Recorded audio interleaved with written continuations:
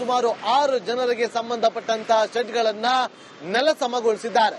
ಇದರಿಂದಾಗಿ ಆ 6 ಕುಟುಂಬಸ್ಥರು ಈಗ ಬೀದಿಗೆ ಬರುವಂತಹ ಸ್ಥಿತಿಗೆ ಬಂದಿದ್ದಾರೆ.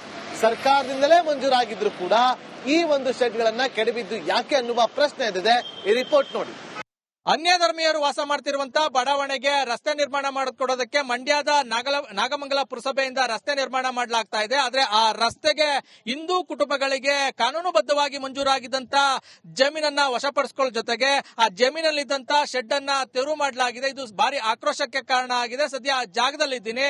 ಏನ್ ಈ ಜಾಗ ಕಾಣಿಸ್ತಾ ಇದೆ, ಇದು 1968ರಲ್ಲಿ ಪಾಂಡವಪುರ ಉಪ ವಿಭಾಗಾಧಿಕಾರಿಯಿಂದ ಮಂಜೂರಾಗಿದ್ದಂತ ಜಮೀನು. 6 ಬಡ ಹಿಂದೂ ಕುಟುಂಬಗಳಿಗೆ ಮಂಜೂರನ್ನ ಮಾಡಲಾಗಿತ್ತು. ಸುಮಾರು 6 ಎಕರೆ ಮಂಜೂರನ್ನ ಮಾಡಲಾಗಿತ್ತು. ಏನು ಈಗ ರಸ್ತೆ ಮಾಡೋದಕ್ಕೆ ಹೊರಟಿದ್ದಾರೆ. ಈ ಒಂದು ಜಾಗವೇ ಸಂಪೂರ್ಣವಾಗಿ ಮಂಜೂರಾಗಿದ್ದಂತ ಜಮೀನು. ಇದೀಗ ಈ ಜಮೀನನ್ನ ವಶಕ್ಕೆ ಪಡ್ಕೊಳ್ಳುವಂತ ಕೆಲಸಕ್ಕೆ ಅಧಿಕಾರಿಗಳು ಮುಂದಾಗಿರುವಂತದ್ದು. ಈಗಾಗಲೇ ಏನು ಮಂಜೂರಾಗಿದ್ದವರು ಅವ್ರ ಹೆಸರಿಗೆ ಖಾತೆಯನ್ನ ಮಾಡಿಸ್ಕೊಂಡಿದ್ದಾರೆ. ಪ್ರಸ್ತುತ RTC ಕೂಡ ಅವ್ರ ಹೆಸರಲ್ಲೇ ಬರ್ತಾ ಇರುವಂತದ್ದು. ಹೀಗಿದ್ರು ಕೂಡ ಯಾವುದೇ ಒಂದು ನೋಟಿಸ್ ಕೊಡದಂತೆ ಏಕಾಏಕಿ ಕಳೆದ ಶನಿವಾರ ಬಂದು ತೆರವನ್ನ ಮಾಡ್ತಾ ಇರುವಂತದ್ದು. ಇಲ್ಲಿ ರಸ್ತೆಯನ್ನು ಕೂಡ ಮಾಡೋದಕ್ಕೆ ಮುಂದಾಗಿದ್ದಾರೆ. ಇಲ್ಲಿ ನಾಗಮಂಗಲ ಪ್ರಮುಖ ರಸ್ತೆ ಇರುವಂತದ್ದು, ಅಂದ್ರೆ ಮುಖ್ಯ ರಸ್ತೆ ಇದೆ. ಆ ಮುಖ್ಯ ರಸ್ತೆಯಿಂದ ಅನ್ಯ ಧರ್ಮೀಯರ ಬಡಾವಣೆಗೆ ಸಂಪರ್ಕ ಕಲ್ಪಿಸಿಕೊಡೋದಕ್ಕಾಗಿ ಈ ಒಂದು ರಸ್ತೆನ ಮಾಡ್ತಾ ಇದ್ದಾರೆ. ಆದ್ರೆ ರಸ್ತೆ ಮಾಡೋದಕ್ಕಾಗಿ ಅನ್ಯ ಧರ್ಮೀಯರ ಅಂದ್ರೆ ಅವ್ರಿಗೆ ಅನುಕೂಲ ಆಗ್ಲಿ ಅಂತ ಹೇಳಿ ರಸ್ತೆ ಮಾಡೋದಕ್ಕಾಗಿ ಹಿಂದೂಗಳ ಜಮೀನನ್ನ ಅವರಿಗೆ ಮಂಜೂರಾಗಿದ್ದಂತ ಜಮೀನನ್ನ ವಶಪಡಿಸ್ಕೊಳ್ತಾ ಇದ್ದಾರೆ ಅನ್ನೋ ಒಂದು ಆಕ್ರೋಶ ಕೇಳಿ ಬರ್ತಾ ಇರುವಂತದ್ದು. ಈ ಜಮೀನಿಗೆ ಒಂದಷ್ಟು ದಾಖಲಾತಿಗಳು ಇರುವಂತದ್ದು. ಏನಿಲ್ಲಿ ದೃಶ್ಯದಲ್ಲಿ ಗಮನಿಸ್ತಾ ಇದ್ರಿ, ಇಲ್ಲಿ ಅನ್ಯ ಧರ್ಮೀಯರು ಹೆಚ್ಚಿನ ಸಂಖ್ಯೆಯಲ್ಲಿ ವಾಸ ಮಾಡ್ತಾ ಇದ್ದಾರೆ.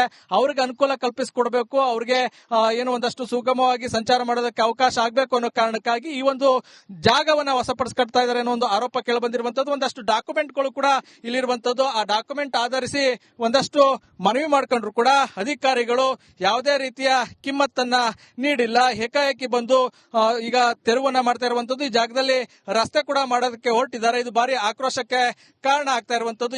ಈಗ ಬೀದಿ ಬಿದ್ದದೆ. ನನ್ನ ಮಗ ಅವನು ಕಿತ್ತಿ ಹಾಕಿರೋದ್ ನೋಡ್ಬಿಟ್ಟು ಅವ್ನು ಏನ್ ಮಾಡ್ರು, ನನ್ನ ಮಗನ್ ಎದುರಿಸ್ಬಿಟ್ರು. ಅವ್ನು ಮುಂಚೂರು ಕೇಳ್ತಾ ಇದ್ದ, ಅವ್ನು ಕೇಳ್ತಾನೆ ಅನ್ಬಿಟ್ಟೆ ನೀನೆ.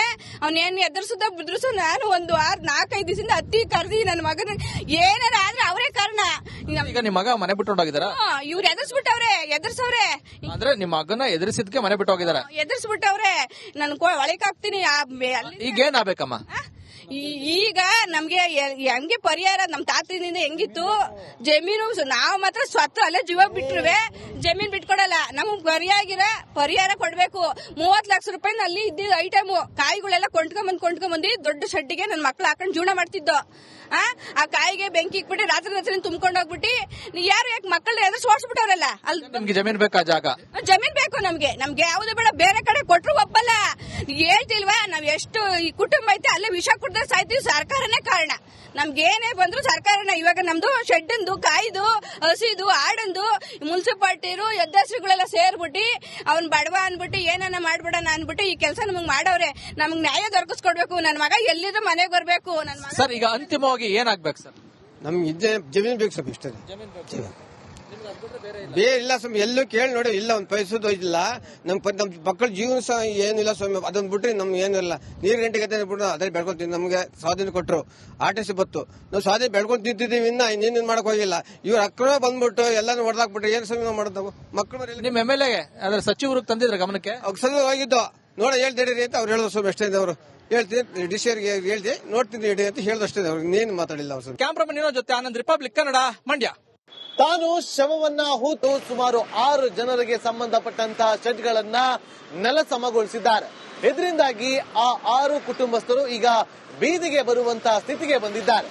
ಸರ್ಕಾರದಿಂದಲೇ ಮಂಜೂರಾಗಿದ್ರು ಕೂಡ ಈ ಒಂದು ಶೆಡ್ಗಳನ್ನ ಕೆಡವಿದ್ದು ಯಾಕೆ ಅನ್ನುವ ಪ್ರಶ್ನೆ ಎದ್ದಿದೆ. ಈ ರಿಪೋರ್ಟ್ ನೋಡಿ.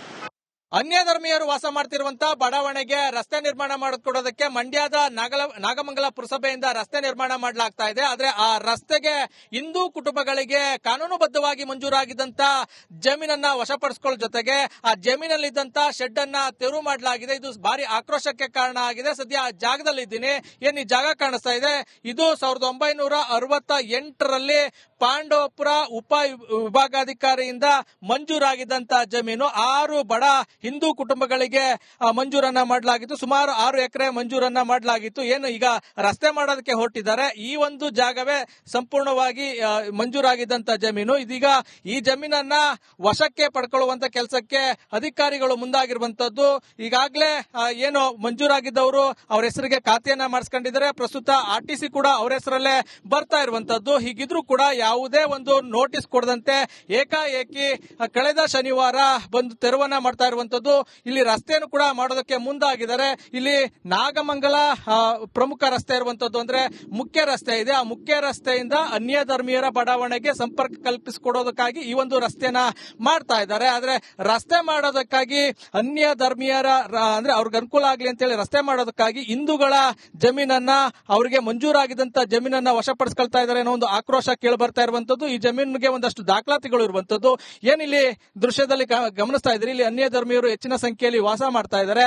ಅವ್ರಿಗೆ ಅನುಕೂಲ ಕಲ್ಪಿಸಿಕೊಡ್ಬೇಕು, ಅವ್ರಿಗೆ ಏನು ಒಂದಷ್ಟು ಸುಗಮವಾಗಿ ಸಂಚಾರ ಮಾಡೋದಕ್ಕೆ ಅವಕಾಶ ಆಗ್ಬೇಕು ಅನ್ನೋ ಕಾರಣಕ್ಕಾಗಿ ಈ ಒಂದು ಜಾಗವನ್ನ ವಶಪಡಿಸ್ಕೊಳ್ತಾ ಇದ್ದಾರೆ ಅನ್ನೋ ಒಂದು ಆರೋಪ ಕೇಳಿ ಬಂದಿರುವಂತದ್ದು. ಒಂದಷ್ಟು ಡಾಕ್ಯುಮೆಂಟ್ಗಳು ಕೂಡ ಇಲ್ಲಿರುವಂತದ್ದು. ಆ ಡಾಕ್ಯುಮೆಂಟ್ ಆಧರಿಸಿ ಒಂದಷ್ಟು ಮನವಿ ಮಾಡ್ಕೊಂಡ್ರು ಕೂಡ ಅಧಿಕಾರಿಗಳು ಯಾವುದೇ ರೀತಿಯ ಕಿಮ್ಮತ್ತನ್ನ ನೀಡಿಲ್ಲ. ಏಕಾಏಕಿ ಬಂದು ಈಗ ತೆರವನ್ನ ಮಾಡ್ತಾ ಇರುವಂತದ್ದು. ಈ ಜಾಗದಲ್ಲಿ ರಸ್ತೆ ಕೂಡ ಮಾಡೋದಕ್ಕೆ ಹೊರಟಿದ್ದಾರೆ. ಇದು ಬಾರಿ ಆಕ್ರೋಶಕ್ಕೆ ಕಾರಣ ಆಗ್ತಾ ಇರುವಂತದ್ದು. ಈಗ ಬೀದಿ ಬಿದ್ದದೆ. ನನ್ನ ಮಗ ಅವನು ಕಿತ್ತಿ ಹಾಕಿರೋದ್ ನೋಡ್ಬಿಟ್ಟು ಅವ್ನು ಏನ್ ಮಾಡ್ರು, ನನ್ನ ಮಗನ್ ಎದುರಿಸ್ಬಿಟ್ರು. ಅವ್ನು ಮುಂಚೂರು ಕೇಳ್ತಾ ಇದ್ದ, ಅವ್ನು ಕೇಳ್ತಾನೆ ಅನ್ಬಿಟ್ಟೆ ನೀನೆ.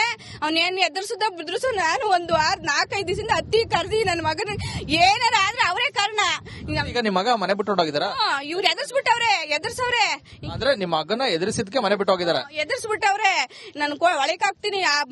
ಈಗ ಏನಾಗಬೇಕಮ್ಮ? ಈಗ ನಮ್ಗೆ ಹೆಂಗೆ ಪರಿಹಾರ ನಮ್ ತಾತನಿಂದ ಹೆಂಗಿತ್ತು ಜಮೀನು, ನಾವ್ ಮಾತ್ರ ಸ್ವತ್ತು ಅಲ್ಲೇ ಜೀವ ಬಿಟ್ರುವೆ ಜಮೀನ್ ಬಿಟ್ಕೊಡಲ್ಲ. ನಮಗ್ ಪರಿಹಾರ ಕೊಡ್ಬೇಕು. 30 ಲಕ್ಷ ರೂಪಾಯಿ ಅಲ್ಲಿ ಇದ್ದಿದ್ದು ಐಟಮು ಕಾಯಿಗಳೆಲ್ಲ ಕೊಂಡ್ಕೊಂಬಂದಿ ದೊಡ್ಡ ಶೆಡ್ಡಿಗೆ ನನ್ ಮಕ್ಳು ಹಾಕೊಂಡ್ ಜೀವನ ಮಾಡ್ತಿದ್ದೋ. ಆ ಕಾಯಿಗೆ ಬೆಂಕಿ ಇಕ್ಬಿಟ್ಟು ರಾತ್ರಿ ತುಂಬ್ಕೊಂಡ್ ಹೋಗ್ಬಿಟ್ಟು ಯಾರು ಯಾಕೆ ಮಕ್ಕಳನ್ನ ಎದುರು ಓಡಿಸ್ಬಿಟ್ಟವ್ರಲ್ಲ. ಅಲ್ಲಿ ನಮ್ಗೆ ಜಮೀನ್ ಬೇಕಾ? ಜಾಗ ಜಮೀನ್ ಬೇಕು ನಮ್ಗೆ ಯಾವ್ದು ಬೇಡ. ಬೇರೆ ಕಡೆ ಕೊಟ್ರು ಒಪ್ಪಲ್ಲ. ಹೇಳ್ತಿಲ್ವಾ, ನಾವ್ ಎಷ್ಟು ಈ ಕುಟುಂಬ ಐತೆ ಅಲ್ಲೇ ವಿಷ ಕುಡ್ದ ಸಾಯ್ತೀವಿ. ಸರ್ಕಾರನೇ ಕಾರಣ. ನಮ್ಗೆ ಏನೇ ಬಂದ್ರು ಸರ್ಕಾರನ. ಇವಾಗ ನಮ್ದು ಶೆಡ್ಡಂದು, ಕಾಯ್ದು, ಹಸಿದು, ಆಡಂದು ಮುನ್ಸಿಪಾಲ್ಟಿರು ಎದ್ದಸ್ರುಗಳೆಲ್ಲ ಸೇರ್ಬಿಟ್ಟು ಅವ್ನ್ ಬಡವ ಅನ್ಬಿಟ್ಟು ಏನನ್ನ ಮಾಡ್ಬಿಡೋಣ ಅನ್ಬಿಟ್ಟು ಈ ಕೆಲಸ ನಮಗ್ ಮಾಡವ್ರೆ. ನಮಗ್ ನ್ಯಾಯ ದೊರಕಿಸ್ಕೊಡ್ಬೇಕು. ನನ್ ಮಗ ಎಲ್ಲಿದ್ರು ಮನೆಗೆ ಬರ್ಬೇಕು. ನನ್ ಮಗ ಸರ್ ಈಗ ಅಂತಿಮವಾಗಿ ಏನಾಗ್ಬೇಕು ಸರ್? ನಮ್ಗೆ ಜಮೀನ್ ಬೇಕು ಸ್ವಲ್ಪ, ಇಷ್ಟ ಬೇರೆ ಇಲ್ಲ ಸ್ವಾಮಿ. ಎಲ್ಲೂ ಕೇಳಿ ನೋಡಿ, ಇಲ್ಲ ಒಂದ್ ಪೈಸದ್ದು ಇಲ್ಲ. ನಮ್ ಮಕ್ಕಳ ಜೀವನ ಸಹ ಏನಿಲ್ಲ ಸ್ವಾಮಿ. ಅದನ್ನ ಬಿಟ್ರೆ ನಮ್ಗೆ ಏನಿಲ್ಲ. ನೀರ್ ಗಂಟೆಗೆ ಬಿಟ್ಟು ಅದ್ರಲ್ಲಿ ಬೆಳ್ಕೊತೀವಿ. ನಮ್ಗೆ ಸ್ವಾಧೀನ ಕೊಟ್ಟರು, RTC ಬತ್ತು. ನಾವು ಸ್ವಾಧೀನ ಬೆಳ್ಕೊಂಡು ತಿಂತಿದ್ದೀವಿ. ಇನ್ನೇನ್ ಮಾಡಕ್ ಹೋಗಿಲ್ಲ. ಇವ್ರ ಅಕ್ರಮ ಬಂದ್ಬಿಟ್ಟು ಎಲ್ಲಾನು ಹೊಡೆದಾಕ್ಬಿಟ್ರೆ ಏನ್ ಸ್ವಾಮಿ ನಾವು ಮಾಡೋದು? ಮಕ್ಕಳು ನಿಮ್ MLA ಅದ್ರ ಸಚಿವರು ತಂದಿದ್ರ ಗಮನಕ್ಕೆ? ಸಲ ಹೋಗಿದ್ದು ನೋಡ ಹೇಳ್ತಿಡಿ ಅಂತ ಅವ್ರು ಹೇಳಿದ್ರು ಸ್ವಾಮಿ. ಅಷ್ಟೇ ಅವರು ಹೇಳ್ತೀನಿ, DC ಅವರಿಗೆ ಹೇಳ್ತಿ ನೋಡ್ತೀನಿ ಇಡಿ ಅಂತ ಹೇಳಿದಷ್ಟೇ. ಅವ್ರಿಗೆ ಇನ್ನೇನು ಮಾತಾಡಿಲ್ಲ ಅವ್ರು. ಕ್ಯಾಮ್ರಾಮನ್ ಜೊತೆ ಆನಂದ್, ರಿಪಬ್ಲಿಕ್ ಕನ್ನಡ, ಮಂಡ್ಯ. ತಾನು ಶವವನ್ನ ಹೂತು ಸುಮಾರು 6 ಜನರಿಗೆ ಸಂಬಂಧಪಟ್ಟಂತಹ ಶೆಡ್ಗಳನ್ನ ನೆಲಸಮಗೊಳಿಸಿದ್ದಾರೆ. ಇದರಿಂದಾಗಿ ಆ 6 ಕುಟುಂಬಸ್ಥರು ಈಗ ಬೀದಿಗೆ ಬರುವಂತಹ ಸ್ಥಿತಿಗೆ ಬಂದಿದ್ದಾರೆ. ಸರ್ಕಾರದಿಂದಲೇ ಮಂಜೂರಾಗಿದ್ರು ಕೂಡ ಈ ಒಂದು ಶೆಡ್ಗಳನ್ನ ಕೆಡವಿದ್ದು ಯಾಕೆ ಅನ್ನುವ ಪ್ರಶ್ನೆ ಇದೆ. ಈ ರಿಪೋರ್ಟ್ ನೋಡಿ. ಅನ್ಯ ಧರ್ಮೀಯರು ವಾಸ ಮಾಡ್ತಿರುವಂತಹ ಬಡಾವಣೆಗೆ ರಸ್ತೆ ನಿರ್ಮಾಣ ಮಾಡಿಕೊಡೋದಕ್ಕೆ ಮಂಡ್ಯದ ನಾಗಮಂಗಲ ಪುರಸಭೆಯಿಂದ ರಸ್ತೆ ನಿರ್ಮಾಣ ಮಾಡಲಾಗ್ತಾ ಇದೆ. ಆದ್ರೆ ಆ ರಸ್ತೆಗೆ ಹಿಂದೂ ಕುಟುಂಬಗಳಿಗೆ ಕಾನೂನುಬದ್ಧವಾಗಿ ಮಂಜೂರು